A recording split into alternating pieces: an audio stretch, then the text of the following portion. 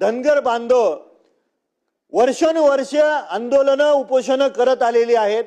2014 साली बारामतीमध्ये मोठं आंदोलन झालं। सन्माननीय मुख्यमंत्री साहेबांनी शब्द दिला होता की धनगर समाजाला अनुसूचित जमातीमध्ये समावेश करण्यात येईल म्हणून।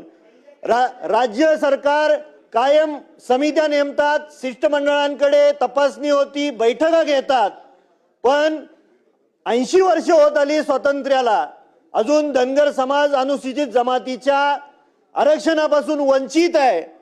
सन्माननीय माजी पंतप्रधान स्वर्गीय अटलजींच्या उपस्थितीमध्ये लाखोंच्या संख्येने पंढरपूर या ठिकाणी मोठा मेळावा घेण्यात आला आणि अटलजींनी सुद्धा त्या ठिकाणी शब्द दिला होता।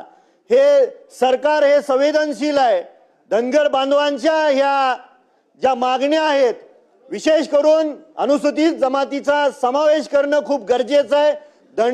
धनगड हा शब्द धनगर बदलून देण्यात यावा आणि इतर राज्यांमध्ये धनगर समाजाला अनुसूचित जमातीमध्ये समावेश केलेला आहे, तर महाराष्ट्र सरकार हे कधीपर्यंत समावेश करून देणार? सारख्या समित्या होतात मंत्री महोदय, सारख्या बैठका होतात। भाषण नको, बस बोला, उत्तर घ्या।